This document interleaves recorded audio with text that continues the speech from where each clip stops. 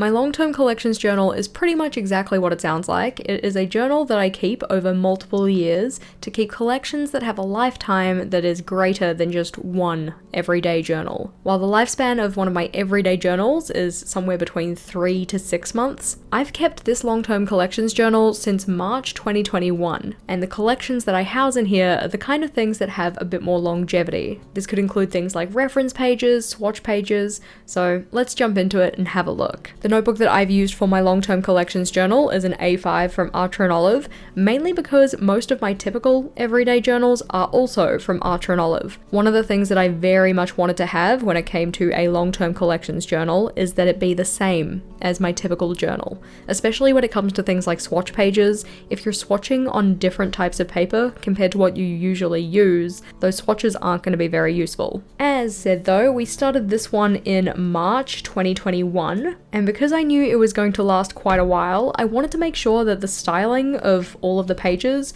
was pretty much the same. I wanted to pick a style that was fairly easy to repeat on every single page, so it didn't rely on my artistic skills getting any better across the lifespan of the journal. Now the inside cover here is not super aesthetic, it has my name, which is like kind of cute, but this guy here is a little flip out, which is a pen swatch for the Tombow dual brush markers. And this is just a printout that I've got. It's available as a free download, it's in the description box below. But this is each of my Tombows, and while I do have a swatch page for it in the back of the notebook, I also wanted one up front because every time I set up a layout in here, I use Tombows to do the header and the border, that kind of stuff. Because I did find myself using it on every single page in the notebook, having a reference that is actually attached to the notebook and that I can reference from any page was just quite useful. But we're getting ahead of ourselves, so putting that one back in, probably could have stuck it in with some nicer tape and made it look a little prettier, but that's okay. After the nameplate page though, we are into the first page in the journal, and this is effectively just a space to outline what the purpose of the journal is. Up the top here, I gave myself some questions of what kind of things I might need to consider when putting a collection in here.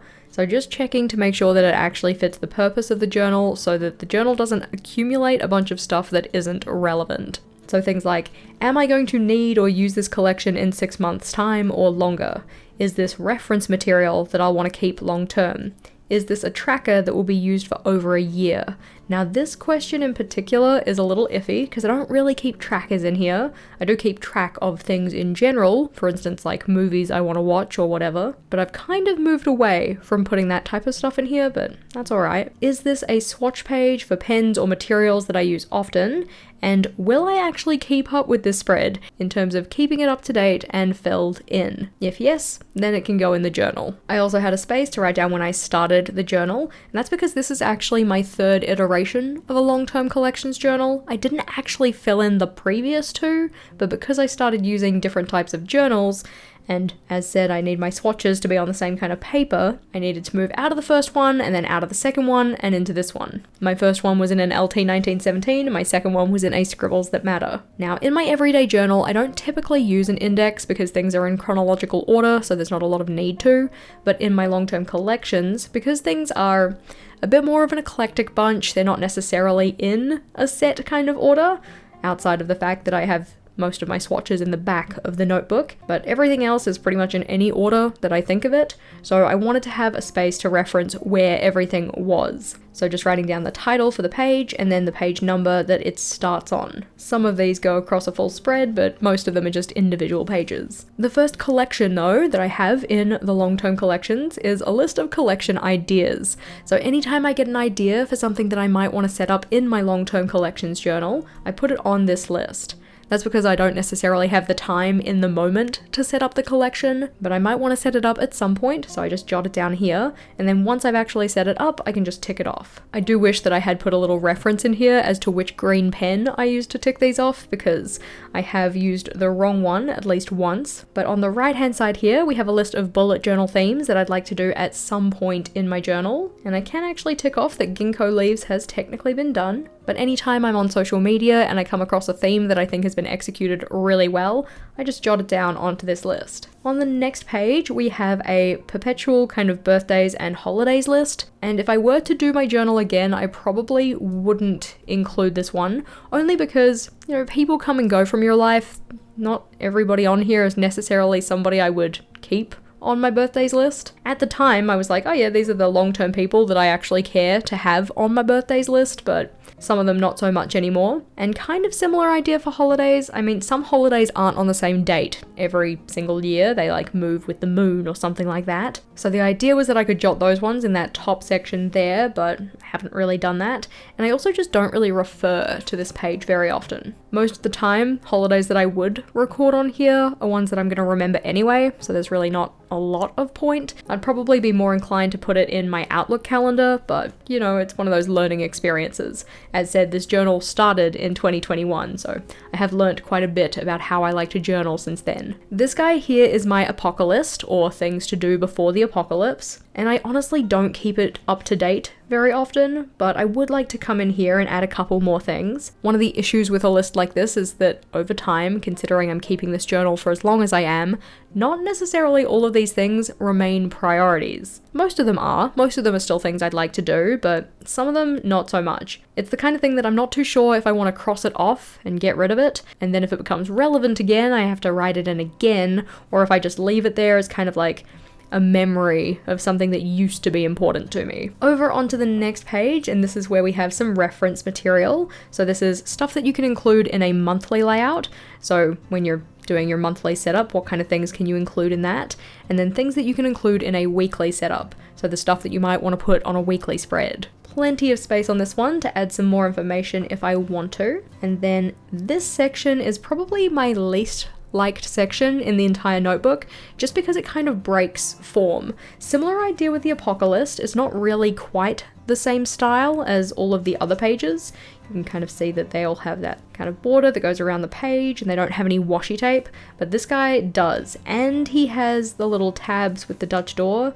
I tried to keep the lettering style the same, but the actual structure of these layouts is different. On their own, I think they're fine, but in combination with all of the other layouts I have, I don't like them quite as much. This is again another one of those instances where, what if I write down a show that I want to watch and then I get to the point of like, you know what, I don't care anymore. Those ones in particular, I went and put in grey. So for instance, like I started Superstore, we got to halfway through the 3rd season, and then I'm like, yeah, I don't care anymore. Just grayed out the rest of the boxes. The idea for this one though is that once I have finished the series, like to completion, like the series is over, I can color in the box in full. So for instance, Fate the Winx Saga, which only got 2 seasons before it was cancelled. I have watched both of those, so I can color in each of the boxes for each of the seasons and the full box for the whole Winx Saga. The whole 2 seasons of the Winx Saga, oh my gosh. But anyway, this is all for media consumption though. So we have TV shows, we have movies, but movies aren't really serialized in the same way that TV shows are.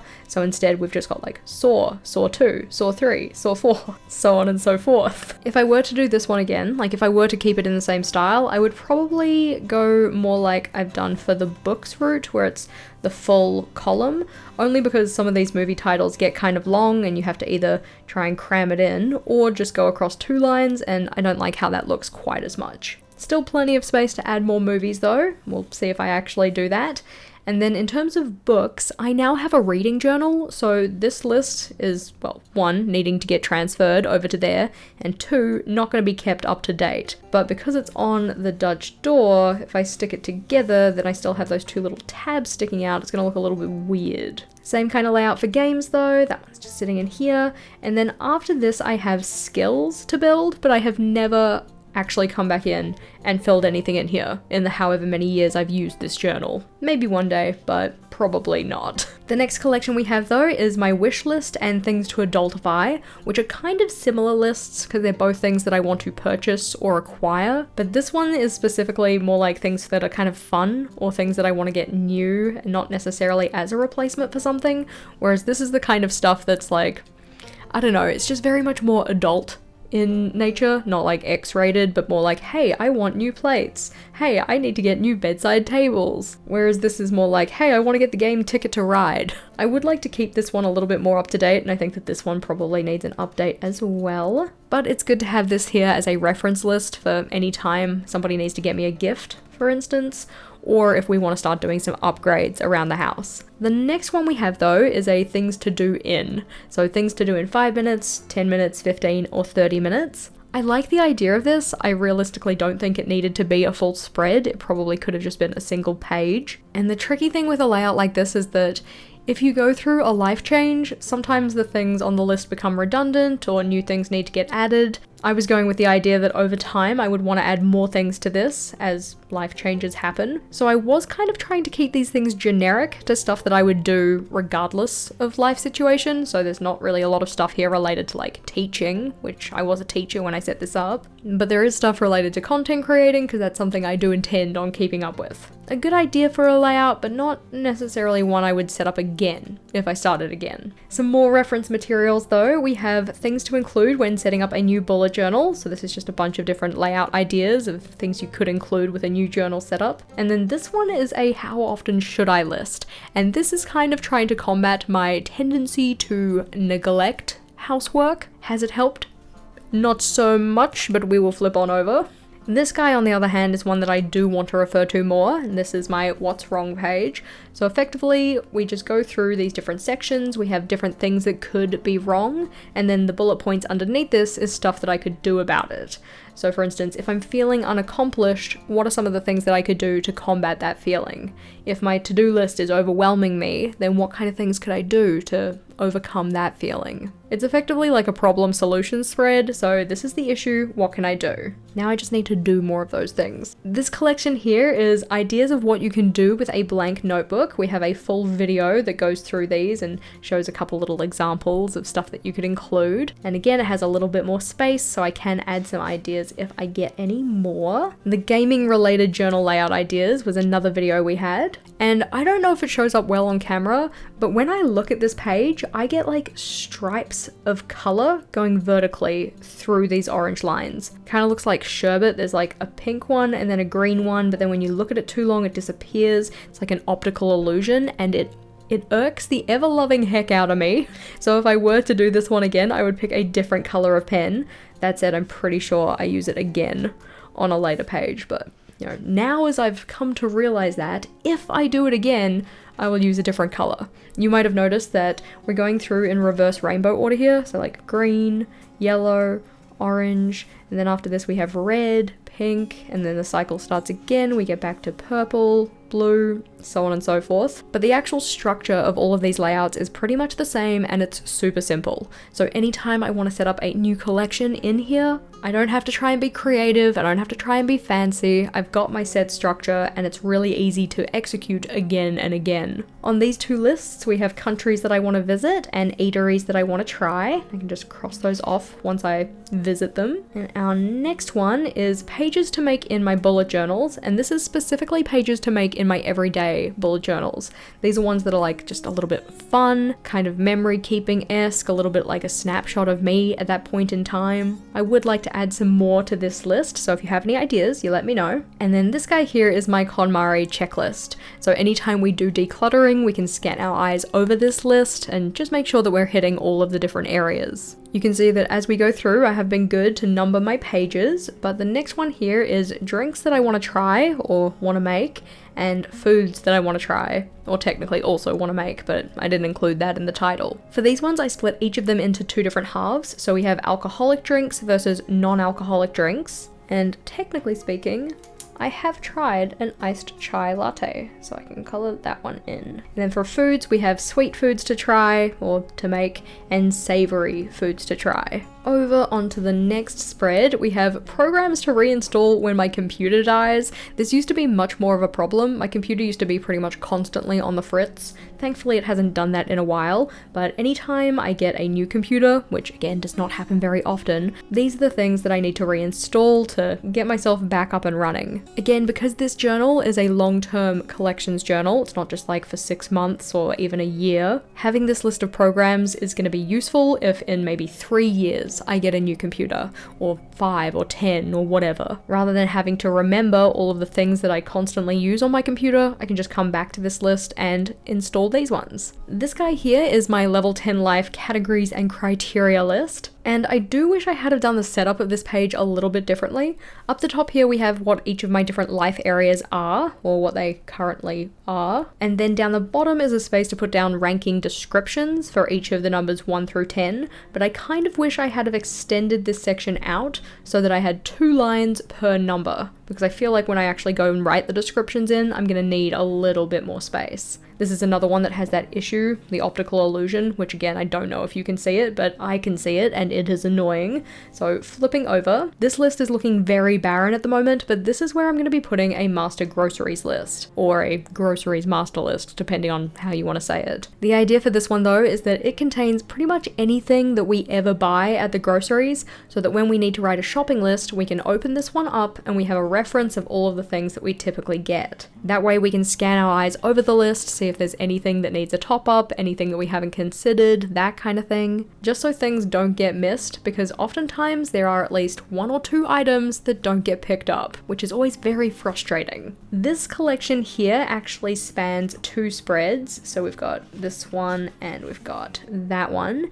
And this is my Make Time Tactics menu. So this comes from the book Make Time from Jake Knapp and John Zeratsky. And effectively they have a list of like 80 something, like 87 different tactics for how you can kind of like make the most of your time. That is a very abridged and not quite accurate description. This is like the best book I read this year. I haven't actually rated my best book at this stage, but it's probably up there. But effectively each of the little tactics sits into a box that kind of describes what all of those tactics are about. So for instance, this one is all about email. It's called Slow Your Inbox. And they're different things that I can use in terms of productivity tips to tackle my inbox. Effectively, I just went through the book and stole all of the ones that I thought were actually kind of useful or sounded like they would be useful to me, and I put them onto this collection. It's probably one of my favorite collections in this book. There is a bit of extra space over here. I'm not really too sure what I'm going to use it for. Maybe if I'm lucky they'll release like a part 2 book, but I don't think so. This guy here is my trigger list, and this is from like David Allen's Getting Things Done kind of thing. So a trigger list is essentially a list of triggers. You read over it anytime you want to do a brain dump or a mind unwind, and it effectively triggers thoughts for that brain dump. So I scan my eyes over and I go, okay, mental health inventory, health habits. And as I read each of those things, I can just consider whether there's something on my mind or something that needs to get done that I can write down on my brain dump as associated with those things. A very useful tool for a thorough mental declutter. After this, we have some spaces for my different resets and reset ideas, but at this stage, I feel like I need to redo this page because I'm not probably gonna be doing weekly and monthly resets anymore. I'm gonna be doing fortnightly, cyclic, and maybe quarterly instead of yearly. Really, it's just going in and relabeling it so that I have the right information on this page. But this is kind of one of the downfalls of a long-term collections journal. As we've kind of alluded to, there are things that happen in life that like change your situation, which means that not everything that you put in your journal is really gonna be relevant anymore. But changing the labels on this is an easy fix, so I'm not too worried about it. This one is a shit I say list, and I've been meaning to make one of these for ages, and it's effectively like when you get into a pattern of saying a certain phrase or a certain word over and over again, I want a space in my journal to write those things down. So it's kind of like a memory keeping log. So things like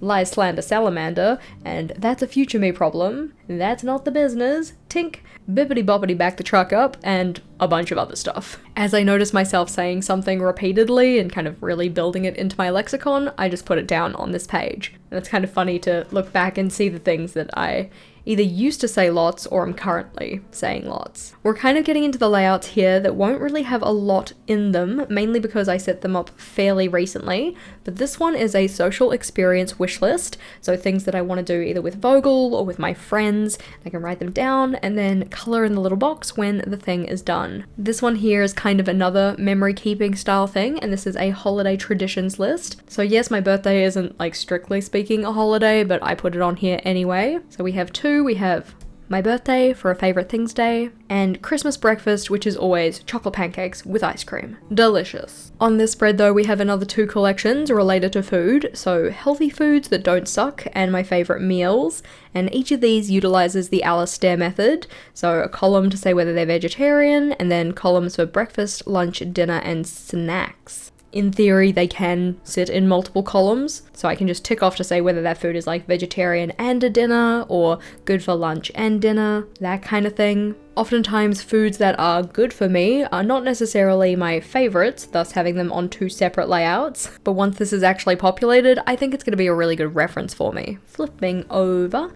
Now we're into my media I loved layouts. So previously, the media layouts we had back here are things that I wanted to watch or wanted to read, that kind of thing.